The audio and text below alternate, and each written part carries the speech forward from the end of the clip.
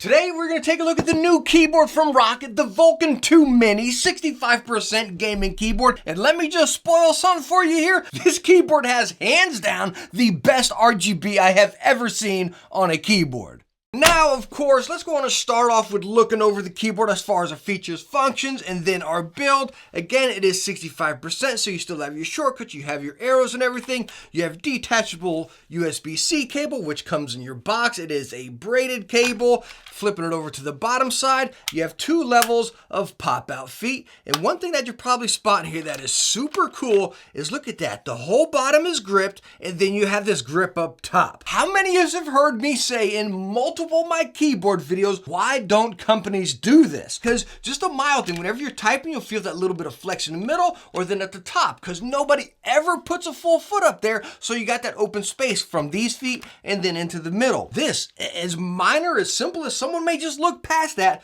that is stinking awesome. Now, as far as the weight of the keyboard, it's not heavy, it's not light. Again, it's right in between right there. It doesn't budge around on your desk. Let's go on and get a quick weight of it, slapping it on the scale. We are getting 466 grams. And as far as the build of this keyboard, it is solid. As you see, you got that metal plating up top that loops all the way around. Now, underneath it here, it is plastic on the bottom and everything. But again, you can't flex this one bit. And then also, whenever you're typing on it, it doesn't flex one bit at all. Very solid build. Now, as you're seeing here, just like we've seen with many other Roccat keyboards, they have their keycaps, which are like low profile keycaps where you can see the switch right under them there.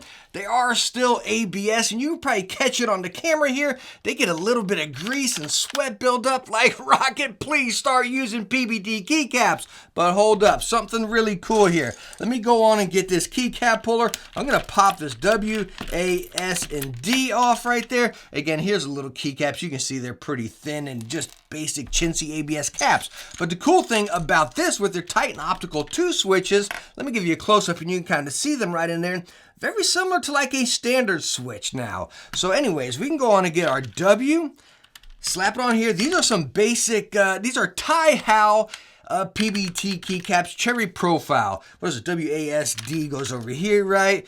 I probably got this all wrong. ASD, is that right? That's right there.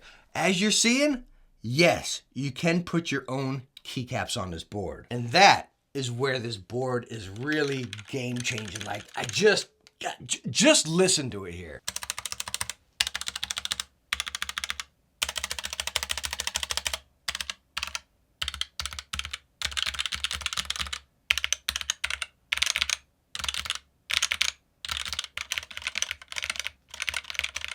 So I'm not sure if the camera can pick up the difference, but when you go to a regular keycap on this board, you definitely have more of that full key clack sound right there, rather than coming over to these ones. I mean, they don't sound bad or anything, but of course, again, it's that little tiny keycap going down there, so any bit of sound is just radiating right out. When you go to regular keycaps, it definitely holds it in a little bit more, but any other keycap I've tried, whether it be some of those SA profile and stuff like that, they all fit on this and worked out great. All right, so I stated in the beginning, the best RGB I have ever seen on a keyboard. And why that is because with the Techne optical 2 switches, they have dual LEDs in them.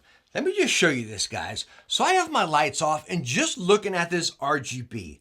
Oh my goodness, the flow of it right here. As you see it right over there and just coming out, it's just so pure. You don't have any of this color distortion or anything. It flows fantastic. Let me pull it under the keyboard or under the camera here and see if you can see. It's just, oh my goodness, it's so stinking vibrant and crisp. Now, if you hit the function, as you see right here, I'm not sure how well the camera will pick it up, but whenever you hit function, your function row actually lights up and then all your shortcuts across it.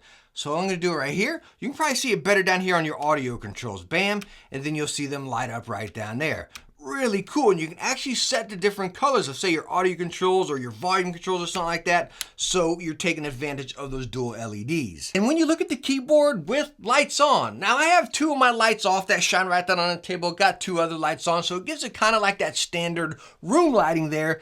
And just look at it. I mean, it's just butter stinking crisp. Even when you look at it down here, you can just, again, you see that flow of colors from the orange to the yellow. It just, again, flows right into it. So now all of our lights are back on. I want to talk about this RGB. You heard me talk how you can change the color of your shortcuts like the audio controls and your volume and stuff. And yes, it does save to the board. Even your RGB setting will save to the board. What I wish is you can actually dive deeper into that. Number one, with the function roll, being able to adjust different lighting for every single key when you hit function right there. But I'd also like to be able to take advantage of both RGBs or both LEDs within each key, but you can't. It's really meant for, again, that natural flow or that brightness right there. I personally just wish you can get really creative and mix colors on every single key. I mean, that would be stinking awesome, but unfortunately, you can't. And I know at the end of the day, RGB may not matter to you. Heck, to me, I can care less about RGB. I set all my peripherals to red,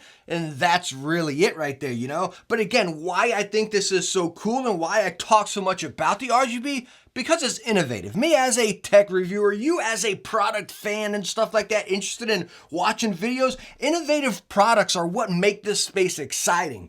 And just seeing this, again, that is exciting. Again, coming from a non-RGB fan, someone I can care less about it. You know, I've stated it since my first video. It's a fluffy feature. But again, it's so cool, and we gotta just compliment that right here and appreciate the cool innovation that we're seeing in this keyboard. But of course, the most important question here is it worth the MSRP of $150? When we talk about that price range for 65% keyboard, it's sitting right in that ballpark of other ones, whether it be the Razer ones, the Vermillo Maya Pro, it's right in there. Again, like I've complained about in the first ever Roccat keyboard I covered, is the stinking keycaps. You got these special keycaps for this board. They need to be PBT. I understand the ABS lets that RGB shine through a little bit more, but we need PBT keycaps on these boards, Roccat. We got to, like, let's do that ASAP. Where I put this keyboard is, say if you're using like the Cone Pro or whatever, this one with this really stinking amazing RGB. Like, I keep going on about the RGB, right? And if you have this on your desk and you got a Roccat setup and you love that RGB, that vibrant setup, this is a no-brainer. This is stinking phenomenal right here. It's a really fun product, let me put it that way. And I like fun products and innovation. So anyways, thank you so much for stopping by and watching my review on the new Roccat 65% gaming keyboard. Make sure to subscribe because we have a lot of juicy content coming up next week. You're definitely gonna want to check out. But again, thank you so much for stopping by and watching this one. I hope you enjoyed it. Hope I was able to help you out. If I was, hit that thumbs up. And again, don't forget to subscribe. Hey, I hope to catch you in the next one. Bye now.